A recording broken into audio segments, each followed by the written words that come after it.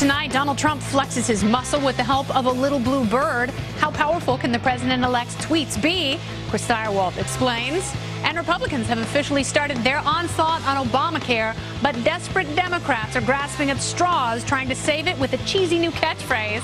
Plus, Lindsay Lohan writes a poem to win the hearts and minds of ISIS. The panel is here to analyze her crisis. Grab a pen. It's time to get smart.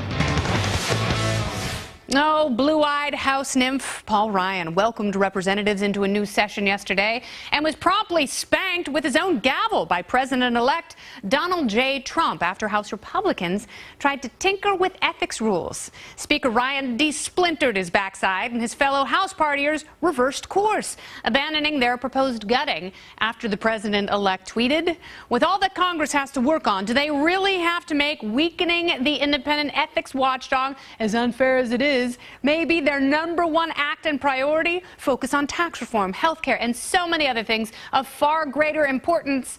#DTS, which I learned means drain the swamp." So with red cheeks and faces, the spanked caucus tucked tails and caved, the incoming administration effectively ruling so far by Twitter. But as Appalachian trail hiker and South Carolina Representative Mark Sanford noted, you can't tweet your way to victory. People don't react well to being embarrassed. Sanford is not alone in his Twitter resentment, which is obviously the president-elect's all-powerful, all-in-one lightsaber. Other than rankling rank-and-file party members, what else can it do? Oh, that's right, really tick off that bespectacled time bomb, Chuck Schumer. Making America great again requires more than 140 characters per issue. So bitchy. I love it. All right. House Republicans, Senate Democrats. Who else can we add to the list of the perennially frustrated by our incoming president's penchant for social buggery? China. Their state-run news agency is growing very frustrated with Trump tweets like this one, quote, "China has been taking out massive amounts of money and wealth from the U.S. in totally one-sided trade, but won't help with North Korea. Nice." And China's all, "Oh my God, does he really think we're nice?" Actually, that commie state-run paper wrote, "Everyone recognizes the common sense that foreign policy isn't child's play. And even less, it is like doing business deals. Twitter shouldn't become an instrument of foreign policy." Slow down, China. You sound like Chuck Schumer in so many ways. So red. The president-elect isn't going to uncouple his thumbs from Twitter anytime soon.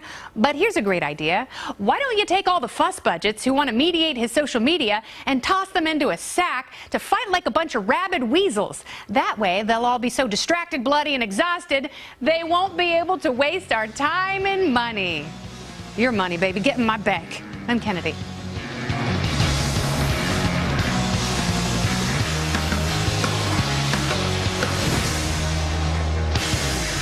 So will President Trump's Twitter arsenal lay waste to Washington? Let me ask Fox News political digital editor of analysis. His name is XAiO. Welcome back, Chris. Good to be with you. So let's discuss this a little bit. The three entities that I listed that are very upset and frustrated by the tweeting, House Republicans, Senate Democrats led by Chuck Schumer, and China. How is any of that bad? Well, I suppose it depends on your point of view, but I would say this.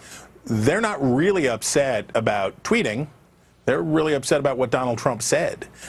Chuck Schumer's in a slightly different category since he is complaining about Trump being on Twitter as if it's unworthy. I suppose that when Lyndon Johnson had primetime television cover the State of the Union address, or I suppose when FDR did fireside chats, whenever people embrace new technology, I suppose you could say, well, this is unworthy, we should do it the old way. So I guess Schumer is in that category, complaining specifically about the use of Twitter. Chuck Schumer didn't like any of that either. You know why Chuck Schumer doesn't like it? I'll tell you exactly why. Because he's not good at it. He's not good at it because he's 185 years old and he doesn't understand how to be good at it. Therefore, he's just as dismissive of it because it's the new thing. Well, Trump's managed to be very good at it at 71. So I don't know that age is the issue, but perhaps understanding its utility is the issue. For the House Republicans and the Chi-Coms, it's not about what he's saying. I like that phrase, Chris. Well done. It's not about how he's saying it. It's about what he's saying. Yeah. The House Republicans would be just as smarting as if Trump had put that out through a statement, if he had just walked out for the waiting group of reporters that follows the president or president-elect everywhere. Unless he's going golfing or getting steak. And said the same thing. If he had just said that in another way, it would have had the same humiliating consequence for House Republicans, and the Chinese would be just as bad. So I think there's a problem that Washington has about disambiguating the message from the platform. Twitter is here to say social media is the future. The people who are good at politics are going to be good at social media because we live in a connected age. Complaining about Twitter is not going to take you anywhere. Well, it's also connected because there are companies who are now figuring out that not only is Trump's Twitter a great bullhorn, it's also the best PR agency in the world. Because when he tweets about Carrier, Sprint, and Ford keeping jobs in this country, it's great for their bottom line. It makes people feel some sense of pride going out and buying their various services and products, doesn't it? Or you can short Boeing or GM if you knew that Trump was going to tweet an attack on the company. Either way, he engages in that way, so you pick him. Wow, I didn't even think about that. Man, if this were before the Great Depression, we really could have made a mint, you and I. We'd be killing it. Indeed, Stirewalt. All right, well, Chris Stirewalt, thank you very much for your insights, and Happy New Year to you, my friend. Tweet, tweet. Don't mind if I do. Hello, Mom, you're not going to believe it. What? Vice President-elect Mike Pence met with GOP lawmakers on the Hill today to come up with a plan to dismantle Obamacare. But Democrats scrambling to stop Republicans from dismantling it, saying they have no plan to replace it and have come up with their own new slogan to fight it. We're here today to warn the American people that the Republican plan to cut Medicare, Medicaid, repeal the ACA will make America sick again. Yeah, that makes me just a little nauseous hearing that. Later in the day, Pence responded by saying the incoming president is working on executive orders to transition to a market-based healthcare economy. Here to shed a little bit of light on all that and throw some shade, it's my wrinkle-resistant party panel. Anthony Cumia is here, host of the Anthony Cumia Radio Show. Matt Welch is here from Reason Magazine, their editor-at-large, and Ben Kissel, comedian and host of the Abe Lincoln's Top Hat podcast. Welcome, everyone. Hi. Hi. Hello. So, Obamacare is not popular. That's why Republicans feel that they've got this particular mandate on this particular issue. Well, I mean, the premiums are going through the roof like Gandalf in a hobbit's house. It's absolutely ridiculous. Very tall, very tiny houses, tall man. Sure. And the Democrats just seem to be going back to the drawing board and doubling down on the failed policies. They remind me of what Phil Jackson is currently doing right now with the New York Knicks, forcing the triangle offense on a team that has no players to facilitate such an offense, and their lack of mobility is really going to hurt them. Yeah, it's so weird. He keeps going with that. I don't understand. I mean, not the Knicks analogy, but actually the triangle offense. I think using the Jackson's lost his mind. triple post in an Obamacare situation just does not make a lot of sense, no matter how much spacing you get on the court. But what we're risking here is being in limbo, because you have Republicans who are so eager to repeal it, which, you know, I certainly don't fault them for that, including our liberty friend Rand Paul, who's at the forefront of the repeal and just get rid of it movement. But also you have Democrats who are just rationalizing, led by a president in his waning days who just wants to cement his legacy. That's it. It's not even about people at this point. Well, what Rand Paul says, and he's right, is that you have to repeal and replace at the same time, or you should. Yeah. Because otherwise we are going to be in this slow motion kind of death spiral limbo over the next few years. And I think that's what's going to happen, because Donald Trump and some members of the Trump team have said, you know, it's okay to have it, you know, your 26-year-old kids be required to be on your health up. Yeah, and he also said the same thing about pre-existing conditions. Maybe that's not the best thing for every single insurance company and everyone who's offering option on the program. So if you keep some of these mandates in place and you're hesitant about changing the status of millions of Americans, because obviously that's a change. People don't want to do it. Then you're going to lock yourself up into a situation where we're in between these two systems, and that's going to be really, really bad. No, but if you are going to repeal it, have something to replace it with. And I actually believe that there are enough plans out there that they have something they can put in place. And when there are members of Congress on both sides saying, well, they don't have anything, they don't even have a plan at all, it's like, well, that's actually not true. They were saying that during the whole campaign, if you remember. Oh, Trump doesn't even have a plan for this and that. And meanwhile, he was going out and saying, this is what I want to do with immigration and the economy and jobs. But his top thing has to be sticking to what he promised the American people. This is supposed to be a big change from politicians, per usual. So telling them he's going to repeal and replace Obamacare and voters coming out like crazy for him, he can't turn on them.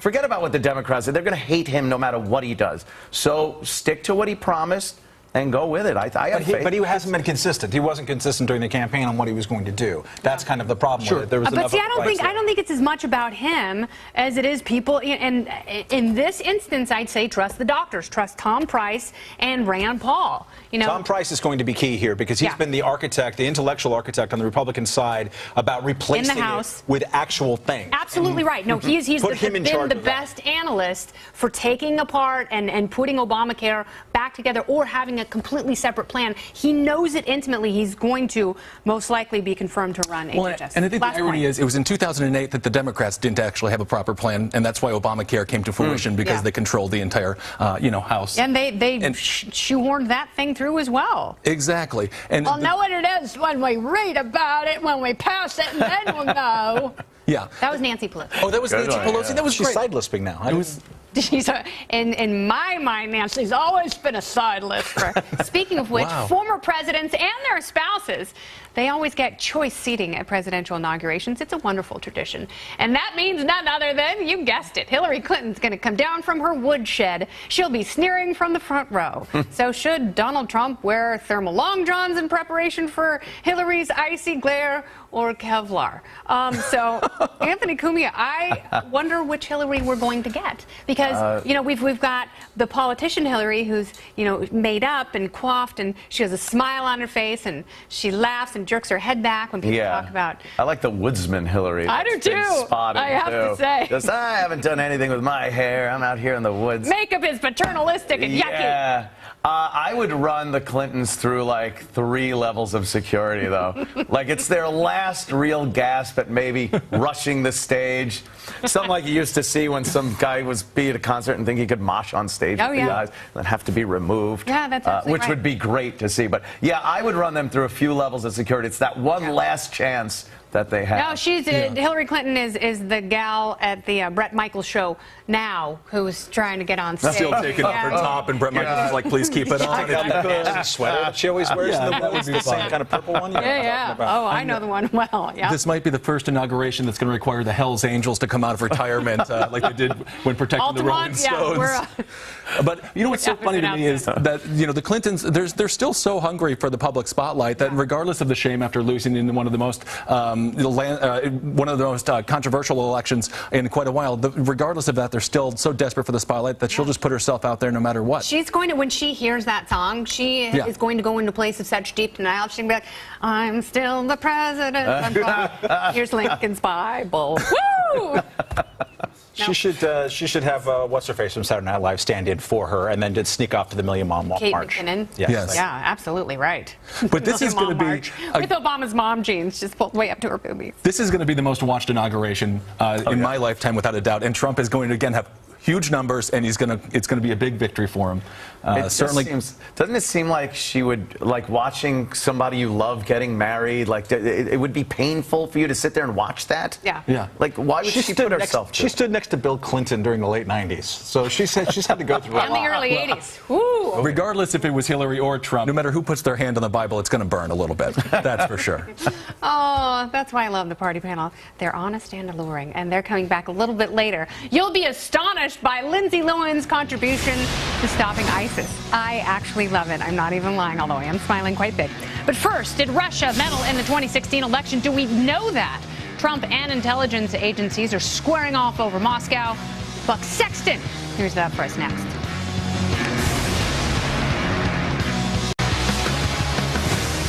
Welcome back. Donald Trump and America's intelligence agencies are quarreling over Russia's involvement in the 2016 election. Several agencies say Russia hacked the DNC to tip the scales against Clinton, but Trump isn't buying it.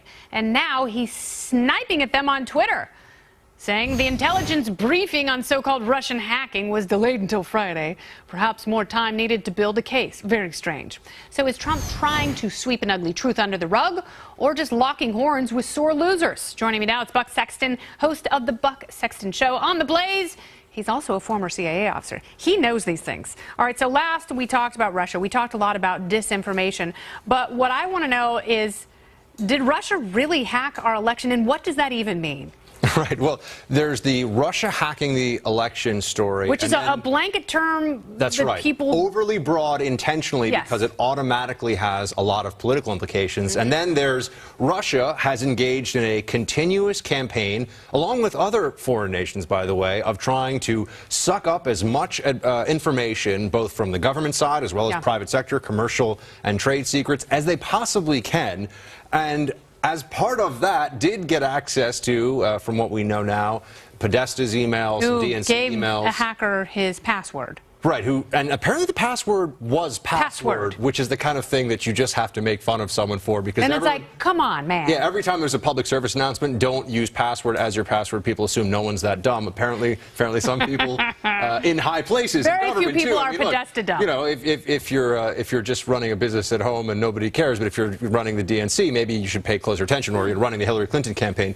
Regardless, the hack though is a separate issue from Trump now, or I shouldn't say separate issue, but the hack is a broader issue than the specifics of whether Donald Trump is going to accept the intelligence community's review of this. Yeah. He should accept this. I'm a little troubled by this new notion. It was that there was the delegitimization of Trump going on, right? Yeah. That was part of all of it, as you said. That's the broad term of hacking the election. Yeah. But no, the Podesta stuff and the Russia. There's definitely a Russia connection. Yeah. But is it only Russia? I mean, I guess that's my question, is if you take that assessment at face value, then you stop looking at everything else. And also, is there a sleight of hand going on? Because, yeah, Russia got in, maybe a bunch of other people got in because our infrastructure, our cyber infrastructure is so shoddy. Right, well, everyone's freaked out about this now, and you see that with the way the Washington Post ran ahead with this story about how Russia, through the... In Vermont. In Vermont. Yeah. Which is the weak underbelly of the Republican Party. Hacked into a utility grid in Vermont without having the facts. Right, and then it came out that it was a people said, oh, it was just a correction. No, a correction that undermines the entirety of your story is really a retraction that you don't want to actually retract, which is what the Washington Post had. But it just shows a sort of heightened environment for all of the scrutiny that the cyber war that we're currently engaged in, and have been for a long time. I mean, the Chinese OPM hack is so much worse. Isn't that bigger than this, though? Oh, it's much bigger than this, but it didn't specifically threaten Democrats' hold on power, and it didn't get them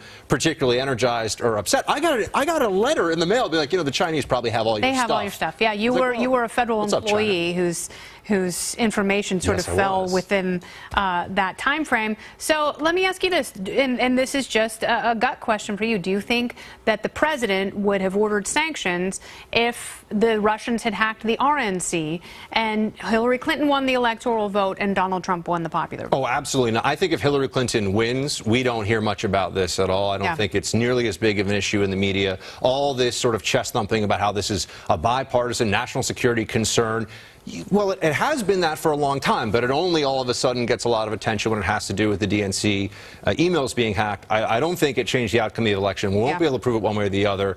But ultimately, I don't like this, well, the intelligence community is lying about this. No, they're not lying about it. I mean, there are Cyrillic characters left behind. I mean, this was clearly a Russian hand, but did it matter? After St. Cyril. Buck Sexton, thank you so much. Thank you so much. Amazing having you here. I'm so glad that you're back in action, and we'll talk very again soon. Thank you. Very soon again. Either. Both. I need blood sugar. All right, coming up, Bernie Sanders lit a fire under freeloading millennials by calling for free college tuition.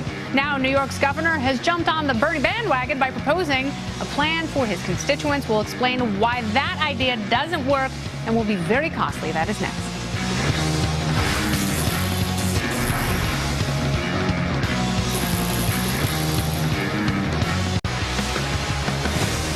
Oh, boy. You're so smart. You should go to college. New York Governor Andrew Cuomo is launching a plan to make college free for students of families earning less than $125,000 a year. If his proposal makes it through the legislature, New York will be the first state to make college effectively free for students. Joining me now, it's Reason.com associate editor Robbie Suave. He covers the college beat. Robbie, welcome back. Thank you for having me. Good to talk to you. So free college sounds very expensive, and the conservative estimate is this program would cost the state of New York $163 million. Is that every year? Yeah, and they have no idea how they're going to pay for it, and they haven't even attempted to answer that question. It's TBD. It's TBD for how they would fund this this kind of thing. It sounds great, and you have written that you are very sensitive to the needs of people who are trying to pay for college because, as you point out, college has gotten very, very expensive. Is the fix to shift the burden to taxpayers? Right. So the interesting thing here is yes, college should be affordable. It's public universities are a state-run resource. Taxpayers are forced to subsidize them, and then if they can't even afford to send their kids to the colleges they're forced to pay for, I mean, what's the point? So yeah, college should be more affordable.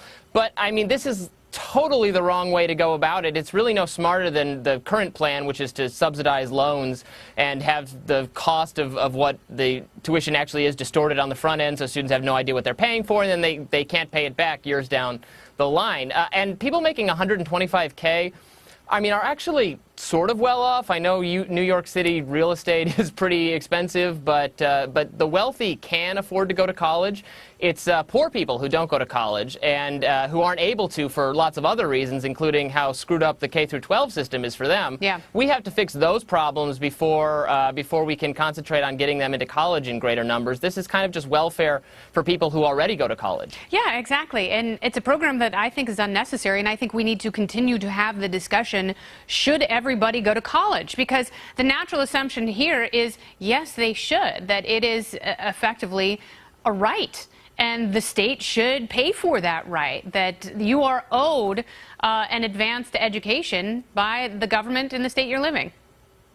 And it ceases to be an advanced education if everyone goes to college. I mean, this has been the problem over the last few decades. It's become sort of a signaling credential because we have everyone going to college, and they're not. It's become less rigorous. They're going to college for other reasons, to have a good time, to join activities. They're not studying as much, and the degrees they're getting carry less value. And then they get out of college and they're underemployed. They're working for Starbucks anyway, and they're in debt. So what's the point? What are we doing to college if we're saying you have to go there? It's the only way to be a functioning, healthy adult. It's a bubble that's going to burst if we treat it like that. That's absolutely right. And and there's been a lot written about that bubble. And it's really high time that people start investigating other ways of getting a leg up on people. For example, orthodonture. Braces, rather, very expensive. However, if you have nice teeth, you have just as good a chance at getting that job as if you have a flashy degree. That is true. That is science. People who are tall and smell better, people who are symmetrical with nice teeth, they get better jobs, don't they, Robbie? So take a shower sometimes is, I think, you don't have to go to college. You don't have to blow all that money. Or you could just get a community college degree. You know, that's affordable and is also a ticket to a pretty good life. You don't have to, go to at Cornell or Oberlin and major in social justice basket weaving studies and then not know what to do with your life. But that basket wants to reform the system, man. Robbie, thank you so much. Where did you go to college? University of Michigan. Go Blue. That's a great school. Very sorry about that Ohio State game. It really affected the rest of your season. But, there's always basketball. I'm still depressed. I know. I'm still depressed. All right. You're a young Jim Harbaugh. I've always said it. Thanks, Robbie. Coming up, Swedish socialists tried reducing their workday to just 6 hours. So how do you think that turned out? The party panel returns with a little bit of math that will not surprise you at all if you're a rational person. That's next. Everybody's working for the weekend. Everybody wants a new romance. Woo! Okay. What version was that? It's a free version is what it was, Okay. Michael. Michael. Okay. That's your new name. All right. A Swedish nursing home. That sounds like the start of a very kinky movie. Just wrapped up a 2-year experiment of a 6-hour workday, claiming the staff feels so much healthier. And patients say they're receiving better treatment. Why? Because no one's there and they can loot the drug cabinet? But it turns out to compensate for the lost man hours, the facility had to hire 17 additional people, and it cost over $1 million. So guess what? They scrapped the program because it's no good. The party panel is back. Anthony Cumia, Matt Welch, and Ben Kissel. Matt, I think that we should take every opportunity to make fun of social programs in Sweden. Although I have to say, last night I defended the universal coverage and the universal employment. What are the checks called that everyone gets in societies? The Finland thing. Yeah, the Finland thing. So last night I defended the Finland thing, but tonight let's make fun of Sweden. I'm actually proud of Sweden in this. They tried it on a very small local level in a small little industry. They tried it for a short period of time and they realized it didn't work, and then they said to hell with it. That's how these things should be done. Yeah. France did it exactly the wrong way, which is everyone has to work for 35 hours a week. Sorry, the end. And that you have no choice. You have no choice. And even now the Socialist Party in France is trying to get out from underneath this stupid way of running an economy. I wish that we had more of, especially the Democratic Party here, which has been proposing all kinds of nonsense during this last campaign, had more of a sense of, okay, experiment in a tiny town in nursing homes, don't have a $15 minimum wage, don't have, free college education for everybody. That's a really good point. I mean, Bill Clinton talked about the states being laboratories of democracy for marijuana experimentation, whether or not medical marijuana recreational would work. But Matt's absolutely right. Have these smaller case studies and see if you can apply them at the macro level. Well, I think I was just in Seattle and Portland, and I can tell you one thing: legal marijuana is doing great over there, and I think that's something we should continue on doing. How so? But I don't know. I didn't. Whatever. I didn't do my own little case study. That's for certain. But it's funny because I agree didn't stunt your growth. I'll tell you what. Definitely did not. But if you look at the Republicans right now, they are the ones who are coming out and in favor of the new jobs. We talked a little bit about Uber and Lyft and those sorts of programs. Elizabeth Warren has promised the sharing economy. Elizabeth Warren, for example, has promised to do away with them because of a few examples of stories with people having bad experiences. And so it seems like we're really kind of getting screwed over by both sides, and we have to find a common ground. And it certainly seems like the Democrats are the ones who are trying to inhibit growth because they don't understand the new technology. Yeah, I understand new technology. I know that Sweden loves IKEA. But that 6-hour workday, you're just getting warmed up at that point. It's ridiculous. I agree 100% that would be a great idea to experiment a little bit, see if they work. And then they did a great job. They pulled it back, realized it didn't work. That could never work here. No. It just doesn't work in this country. We get into these programs, and they're lifetime programs. Just money. Dump more money into it if it doesn't work. Don't pull it back. Don't try to change it. More money. And that, again, is why Trump got elected. This dream that perhaps that could stop. Yeah, no, it's this utopian that ends up being very, very toxic because government doesn't know how to run your life. You know how to run your life, and Lindsay Lohan knows how to run your life. In fact, her inspirational lifestyle is not just for underage coke-addled minds anymore. The Mean Girls actress has recently been involved in relief work, you heard me right, for Syrian refugees in Turkey. She's not wrapping them in lunch meat. No, she's visiting them in faraway places, yet her latest efforts to stop the terrorist organization known as ISIS have been through the most powerful means necessary, an Instagram poem. A line in the poem reads, "I cannot help but want to fix all of these idle ISIS minds." And while Lohan does have her heart and intentions in the right place, can't we all agree that Pinterest would be far more effective in halting ISIS? Ben, I start with you because so few people talk about actually changing hearts and minds in terms of this authoritarian theocracy, yet Lindsay Lohan is the only one brave enough. We've heard from generals and presidential candidates and the president himself. They've all been so ineffective, but she actually wants to go to the right place with good intentions. I've been pro Lindsay Lohan for a very long time, and I got to back her up on this. At least she's taking on ISIS, not just some bizarre, ridiculous law that doesn't mean anything for social justice warriors. And she can really bring people together. Let's not forget what she did in the film The Parent Trap. That family was really going through some hard times. Yeah. And not only did Lindsay bring them together, she also got a friend and a twin out of it. That's absolutely right. And if only that twin could salvage her acting career. She wrote, "Just go to bed and close the blinds. Still and so on. I can't help but want to fix all these idle ISIS minds." I mean, stunning stuff. The end of it is even better. Please. If only I can keep trying to fix it all, which is what we all say. Yeah. I would keep the world living, loving, and small. I would share my smiles, and this is how the poem ends, and give too many, capitalized M, kisses. Yeah. Wow. Oh. Powerful. She should be poet laureate. She can fix this problem. She is our Angela Lansbury, isn't she? I'm happy she's scaling it back to kisses now. She's matured. She is. Oh my God, celebrities. They're the most pompous, self-centered, complete lack of self-realization. From their dumb videos where they're trying now to get Congress to block Trump and what they were trying to get the electors and they don't realize they are so irrelevant now in what the public really wants. But they still have this thing. They have to get out there and address the issues.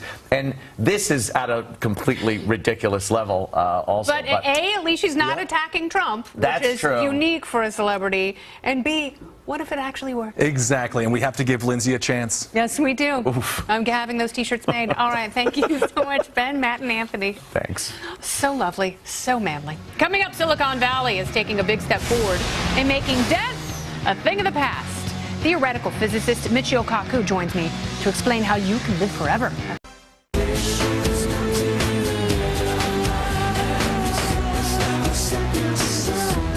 My favorite new songs. There we go. Hi, welcome back. You know you can't live forever, but maybe your social media can. Silicon Valley startup Eterna.me aims to make realistic avatars of people to interact with their descendants in the distant future. Now, nearly 40,000 people have signed up for the service since launched 2 years ago, and now they're using a new strategy, creating artificially intelligent systems by integrating them with social media. Let me welcome theoretical physicist and famed futurist. It's Dr. Michio Kaku. Welcome back. Glad to be on. So what it does is it takes your digital footprint over a number of years and all the ways you interact with various social media. That's right. Over a number of years and decades, stores all of that into some sort of an AI component, and then your loved ones, when you pass, can ask questions, and apparently your consciousness can answer them. That seems so futuristic. Yeah, well, you know, digital immortality is going to be a multi-billion-dollar industry in the future. Yeah. Death and taxes. Why does death have to be a constant of life? Think about it. We're going to have a library of souls. You go to the library and you'll talk to Winston Churchill.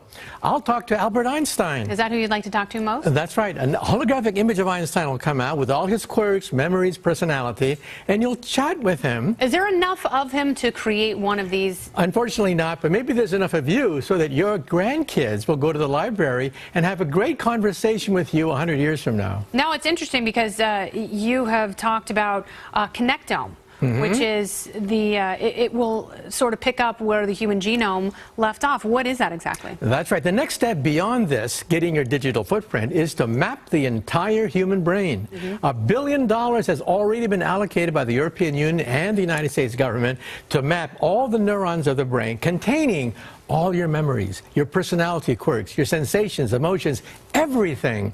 So do you think memories are physically stored somewhere? Oh, yeah, definitely. They're stored on the cortex, the surface of the brain, meaning that one day you'll have a disk that has all your consciousness on it, and you'll be able to perhaps put it into a robot or whatever, and you'll be immortal. Even if your physical body decays, your consciousness, your memories, your personality quirks will live forever. So, digital immortality. Yeah, so immortal consciousness is sort of the ultimate narcissism. That's right. I mean, why not live forever? I mean, why do we have to die, right? Because some people are boring, and some people are bad, and maybe we don't want them to live forever. But immortality, do you think that is the ultimate goal of human beings? Well, that's going to be big business in the future. Not just digital immortality, but biological immortality as well. So anti-aging programs and that's right. flipping switches on genes. Exactly. We're now beginning to understand the genes that control the aging process. Yeah. Aging, we now know, is the buildup of errors in the body, genetic errors, cellular errors. That's all aging is. We have error-correcting mechanisms now that are being isolated, so that one day we'll be able to extend the living body rather than having a digital footprint that's animated and talks to you and tells jokes. We'll have a real biological entity. Well, speaking of animation, will we be able to reanimate those whom we have lost? Will there be a way of resuscitating dead tissue and systems? Or is it just like, you are alive now, but I will be able to give you certain immunotherapies and drugs, and you will reverse age like Benjamin Button? Will that be possible? Well, once you die, I think that's it. Yeah. But however, we're going to get carbon copies of you. We're going to be able to extend the life that you are living. The bad news, however, is that our generation could be the last generation to die biologically. Yeah. Our grandkids may decide to hit the age of 30 and stop. Yeah. They may simply want to be age 30 for the next several hundred years. Wow, it's like Tuck Everlasting. Right, but our generation, unfortunately, is not quite ready for that yet. Our generation may be the last generation to die biologically. That's really interesting. But digitally, our personalities, our quirks, our memories, all that digital footprint can be homogenized using artificial intelligence to create a cyber you. But then we're going to have 2.0. We're going to have to colonize other planets, because there won't be enough room for everyone here if no one or nothing dies. No, but you look at Japan. Yeah. The Japanese women for 20 years have held the world's record for longevity. Yes. And Japan is contracting. Why is that? It's contracting probably because of the diet and exercise. But it's contracting physically. It will contract at the rate of about 1 million people per year, because people, when they live longer, are prosperous, don't have that many kids. We have so much more to talk about. Please come back, because I love this subject. And I know you are so well versed, and it's endlessly fascinating. Thank you, Dr. Conklin. Okay. Appreciate it. All right, coming up is dropping your iPhone into molten lava. A simple new hack you can use to save battery power. Find out. The topical storm is next. What's that you say? You've already broken all of your resolutions and it's only the 4th of January? Never you mind. You can resolve to watch the best part of the best hour of your day, and it'll never make you fat or broke. You know, this is the topical storm. We'll see about that. Topic number 1. Best part about watching people dance on stage? It's watching people almost fall off the stage while they're dancing. Like this woman at a dance competition in a Mexican shopping center. She has no idea the stage is made of a series of flimsy boxes until one of them flips her off like an aggressive teen. Watch.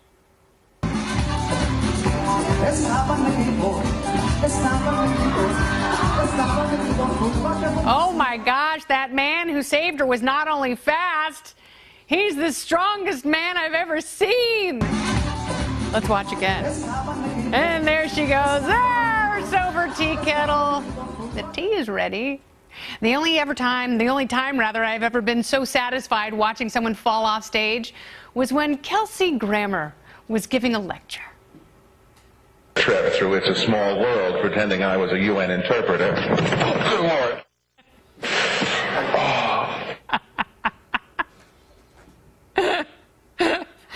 Oddly enough, Kelsey also won a Mexican dance competition. Topic number 2. He's Frazier. Well, 2017 is finally here, and so naturally the question on everyone's minds is, can you melt an iPhone in molten aluminum? Or as the British wrongly say, aluminium? I have some wonderful news for all of you inquisitive eggheads out there. Today is your day. Look at that, like the Terminator before him. That phone has met its judgment day. It is completely savage to burn an iPhone like that. We ask, is nothing sacred anymore? And only a whiff of flame. They try and retrieve it. It is battered. It is gone. So what's next? Lighting an iPad on fire? Or an iPod on fire? Or an IHOP? Oh, don't do that.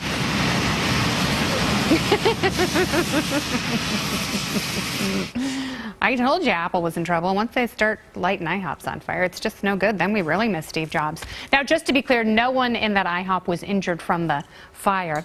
There were, however, 17 cases of full-body food poisoning at the hands of stuffed French toast, and we can only hope little Billy will regain feeling in his legs by next Christmas. God bless us, everyone. Topic number 3. When life gives you lemons, you make lemonade. And when your parents refuse to buy you a pony, hell, just ride a cow. Look at her go. Holy crap, that thing is fast. Why don't we give her to Mongo? That is Hannah Simpson of New Zealand. Quite the cowgirl, literally, riding on her heifer steed that is Lilac. Now, people don't appreciate how smart and majestic cows really can be. Not only can they substitute for horses, they also fill in for models sometimes.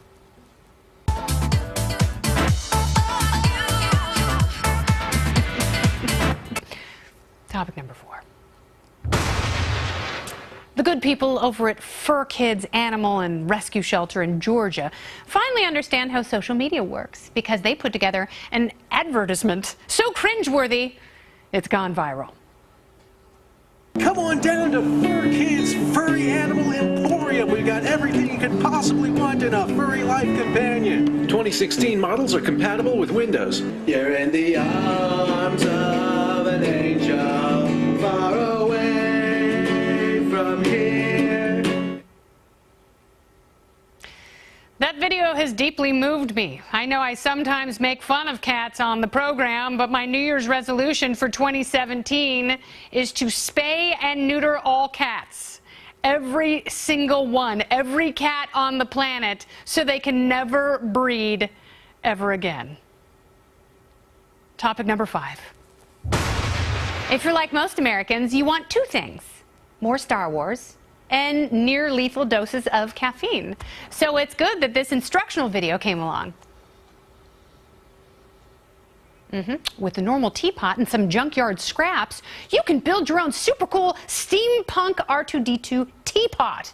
Yes, sir, you can amaze your friends next time you have a tea party by pouring out your cuppa, thanks to a full-service droid. Now I've gone a step further and built my very own R5D4 droid to pour me some Java. R5 isn't just a robot butler, he's my new best friend. Okay, R5, I'll have my tea now. R5, come back!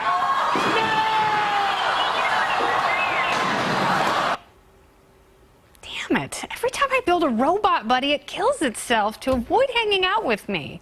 Maybe I should just go back to capturing Stuart Varney in my basement. Thank you for watching the show tonight. I always appreciate you. You can follow me on Twitter and Instagram at Kennedy Nation. Use hashtag TopicalStorm. On Facebook, it's KennedyFBN. Email KennedyFBN@foxbusiness.com. Tomorrow on the show, we have liberty-loving Dave Smith, Brian Amick with Brian Brenberg, and the Fox News anchor of the millennium, Julie Banderas. I'll see you then. Good night. Bye, Stuart.